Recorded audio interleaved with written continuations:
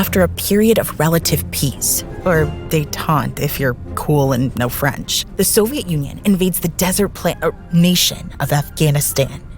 In retaliation, the United States leads a boycott of the 1980 Moscow Olympics and arms the local Afghan rebels, the Mujahideen. Although they've managed to avoid open war, these super rivals continue to amass nuclear weapons capable of eradicating their enemy and the world with it. But a new weapon is on the horizon that could bring balance to the force. Ideologically, the Cold War divides the world more harshly than The Last Jedi divided Star Wars fans. The White House says the U.S. will keep plugging away for agreements on limiting nuclear arms, no matter what the Kremlin does. This whole period was a bit like that scene where Kylo Ren and Rey are reaching for a lightsaber. Everyone was just hoping not to get blown up.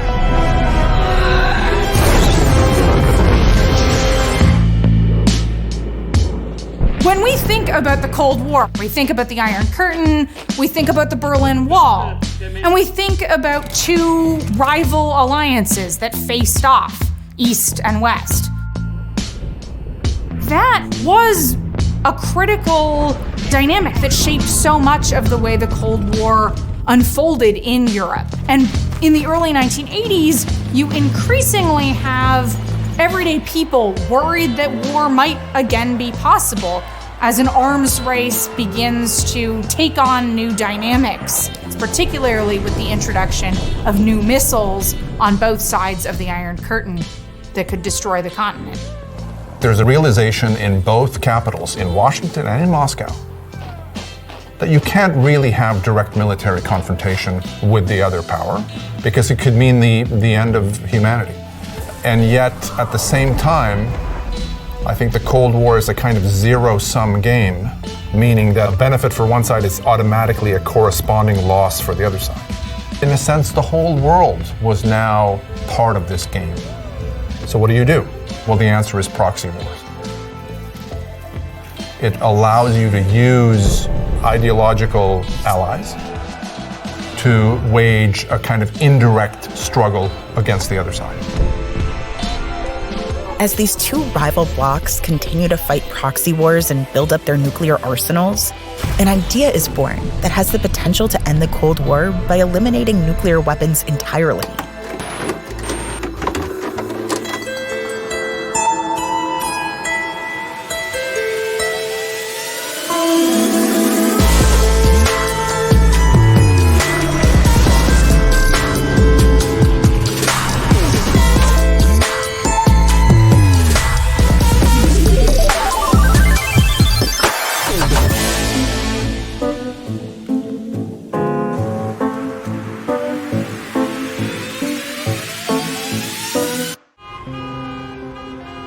It's 1979, and despite arms limitation talks, more nuclear weapons exist in the world than ever before.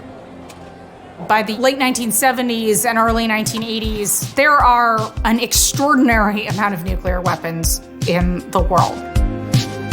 Between the two of them, around 45,000 nuclear weapons. That's way more nuclear weapons than would be needed to destroy the planet. And for the first time in history, the Soviets have reached nuclear parity, which was really important to the strategic balance. Parity was like a ticket into the superpower club, occupancy 1. The United States looked out at the world and saw the Soviet Union on the rise, taking advantage of America's retreat after the Vietnam War, spreading its power and influence in the Third World, cultivating ally in Nicaragua, and then invading Afghanistan in 1979. Whereas the United States felt it was on the decline.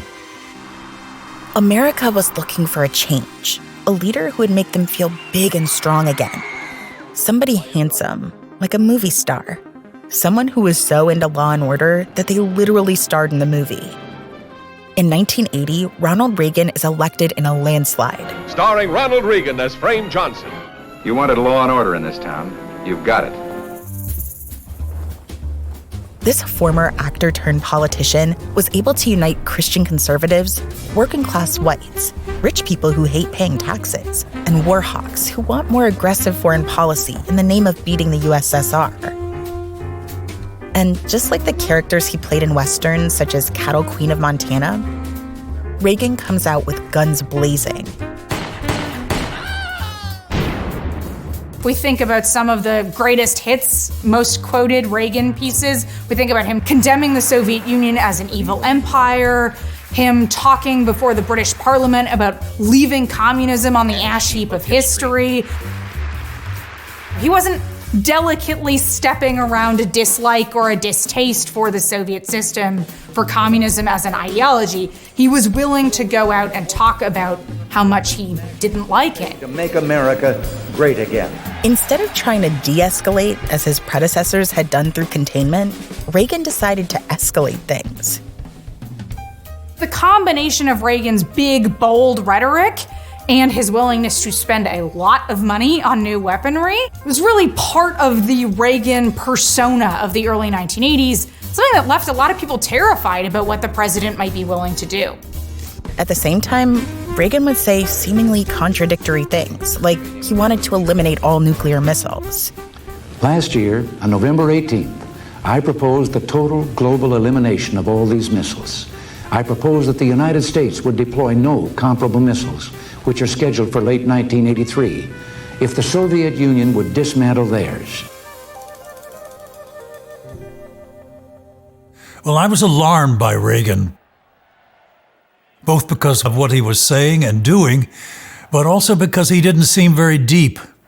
He didn't seem very well informed. He seemed to think and speak in cliches. And leave us wiser than we were.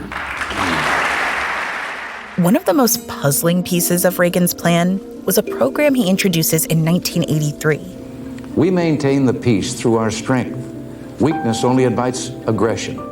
The Strategic Defense Initiative, or SDI, or what some people called, and I'm not making this up, the Star Wars program. That moniker really reflected how wild, in many respects, the scheme was. So people made fun of the president for this idea, thought it was completely impossible, just a wild boondoggle that was going to cost too much money and never yield anything. But once Reagan believed in something, he wanted results, even if most people thought it wasn't possible, like Yoda in Empire. All right, I'll give it a try. No, try not. Do or do not. There is no try. For Reagan personally, it came from a deep sense of discomfort with what nuclear strategy expected the president to do. Reagan hated the idea of mutually assured destruction. Turns out Reagan was a secret nuclear abolitionist, which anyone who remembers those years will find astonishing. As he told one of his aides on the way to the nominating convention, who asked him what was his main goal as president, he said to get rid of nuclear weapons, which again astonished his aide. Reagan wanted to see a world without nuclear weapons. And something like the Strategic Defense Initiative, he saw as a way to make that nuclear-free world possible. Here's the plan. Create a kind of impenetrable shield with a combination of armed satellites and ground-based weapons that could literally shoot nuclear missiles out of the sky with lasers. The way Reagan presented the Strategic Defense Initiative made the Soviets really scared. And it was very difficult for Reagan to understand why the Soviets are scared. Because Reagan said, look, once we build this shield, we're not going to attack anybody. It's just defensive. In the Soviet psychology, there's still the shock of World War II, right? The attack by Hitler that they did not anticipate. Except that this time it's a blitzkrieg from space. And that's how they saw it. The Soviets decided that they need to investigate whether the Star Wars program would work. But this time, they didn't have any spies embedded in the program. Top Soviet scientists determined two things. One, lasers in space would be dangerous if the Americans managed to pull it off. And 2, given existing technology, it's impossible. So what did the Soviets do? Instead of trying to build their own version of the Star Wars program, which they knew would not work, they decided to simply build more nuclear weapons, a lot of them. And they make them more sophisticated and more dangerous.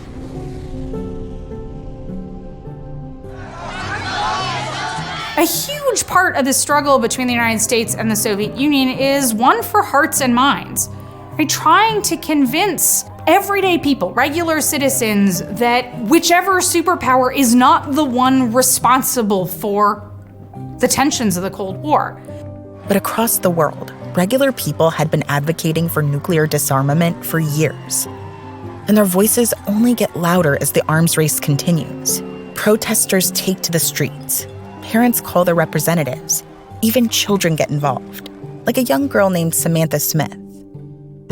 So Samantha Smith was a young girl, 10 years old, and she worried about the dangers of nuclear war, writes to the Soviet General Secretary Yuri Andropov, expressing her concerns about nuclear war and urging him to do what he can to stop nuclear war from taking place.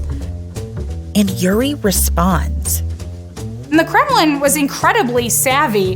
They seize on this letter and actually invite her to visit the Soviet Union. Samantha Smith becomes a household name in both countries.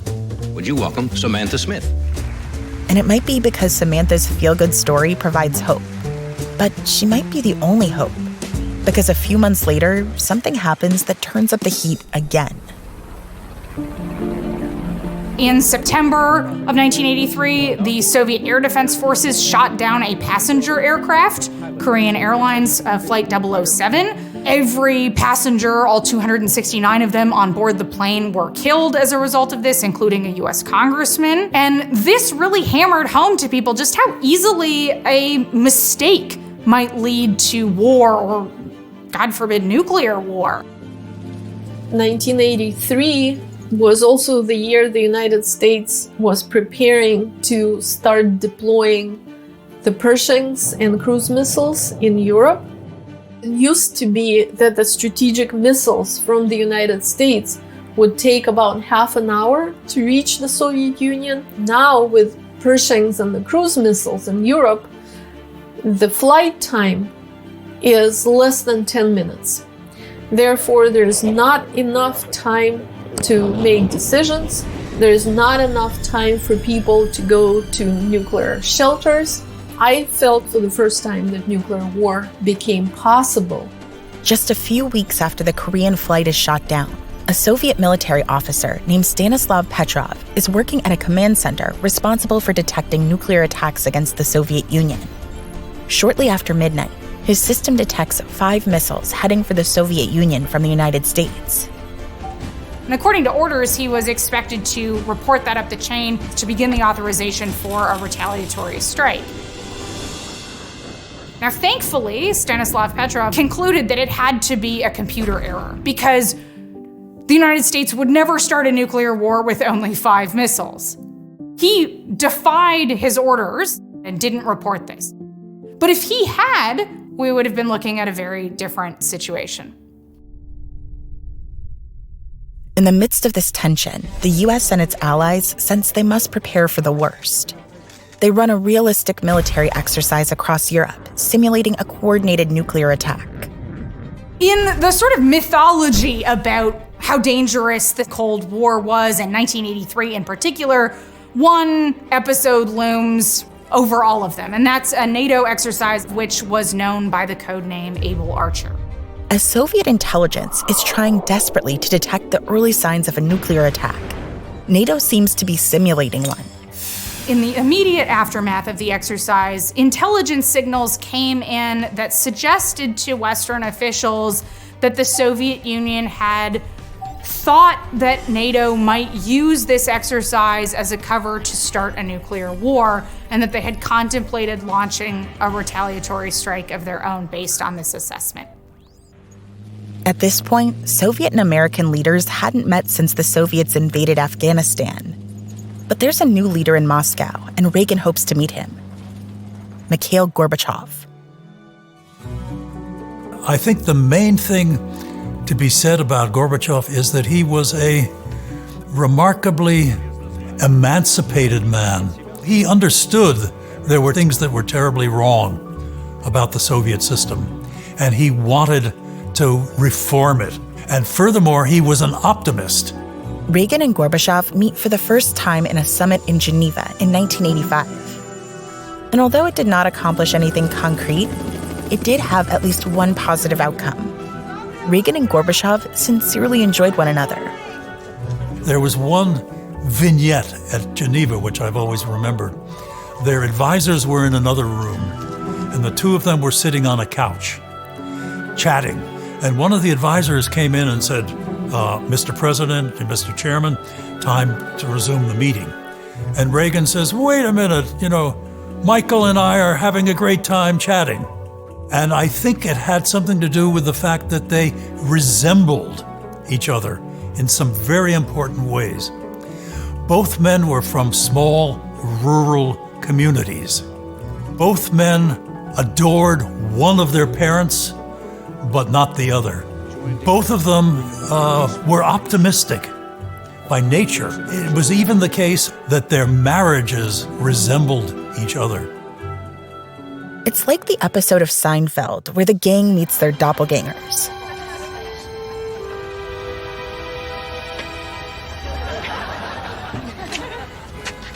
So there were all of these parallels, and you may want to dismiss this and say, well, that's just that's background, that's not important. But I think it predisposed them to think that they could get along and reach agreement. In Geneva, both leaders learned something surprising about one another.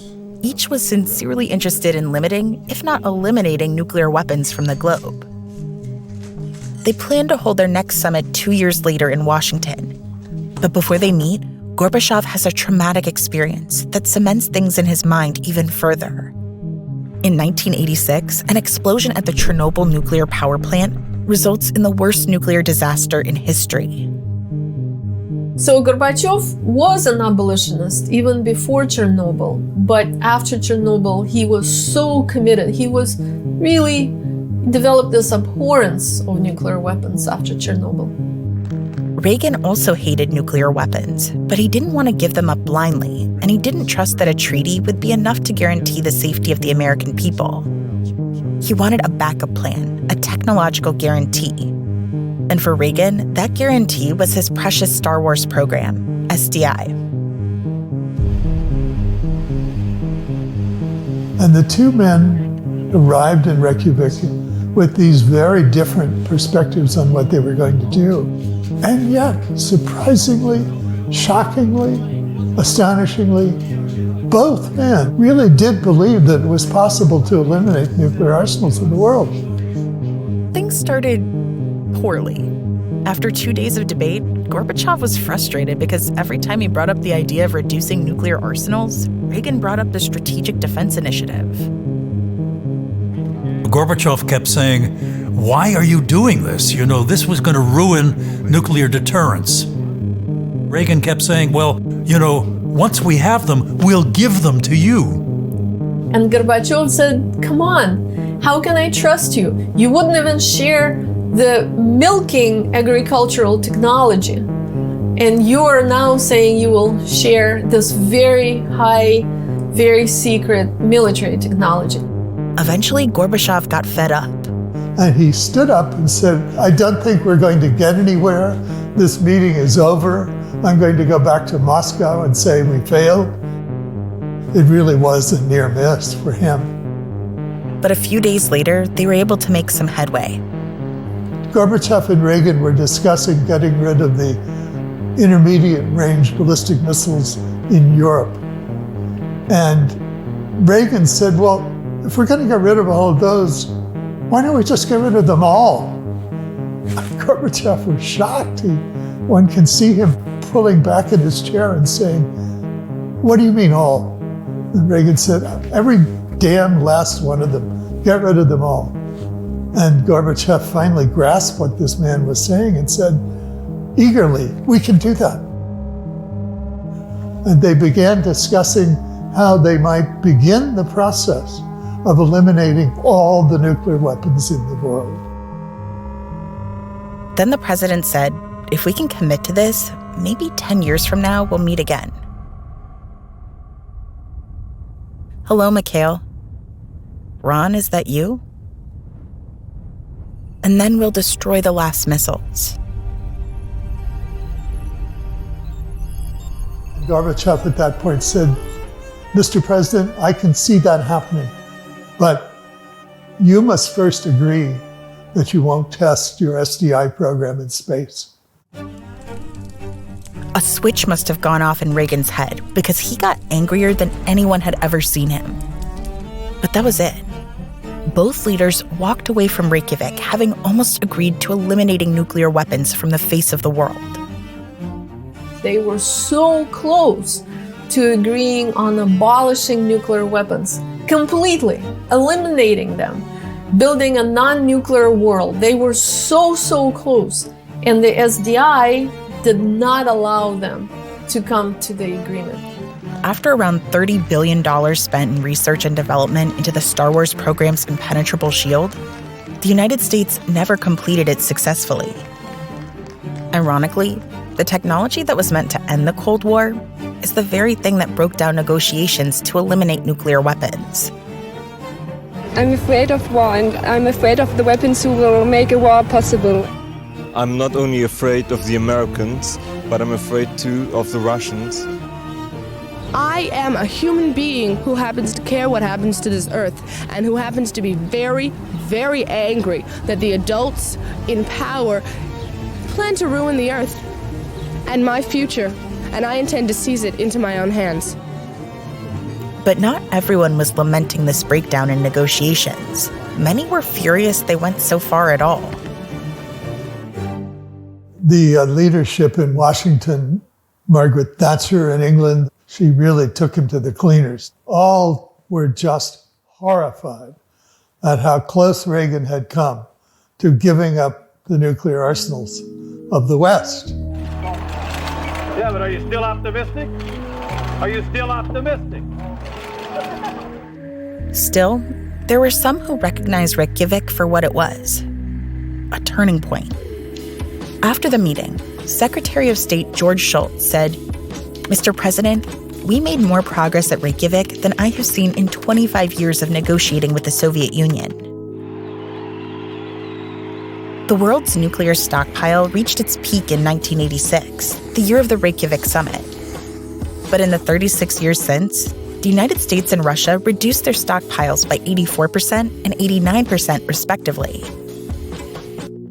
And none of this would have happened without the friendship that Gorbachev and Reagan developed at Geneva and Reykjavik. The friendship helped them return to the negotiating table when they hit dead ends. It gave them hope. Gorbachev returned to Moscow perhaps frustrated but hopeful. With Reagan, he had seen over the horizon a world without nuclear weapons, without nuclear fallout. If they could get so close to eliminating nuclear weapons, what else could be achieved? Gorbachev had seen the terrifying results of nuclear fallout in the aftermath of the Chernobyl disaster. The consequences of the disaster are compounded by the secrecy and corruption of the Soviet powers that be, failing to warn citizens about the dangers of radiation. While Gorbachev came to power intending to reform the Soviet system, he began to question whether the country was beyond repair. Under Gorbachev's leadership and his desire for reform and openness, something begins to shift behind the Iron Curtain. A month after Reagan leaves office in 1989, the Soviet Union officially withdraws from Afghanistan as a wave of revolutions begin to ripple throughout the Eastern Bloc.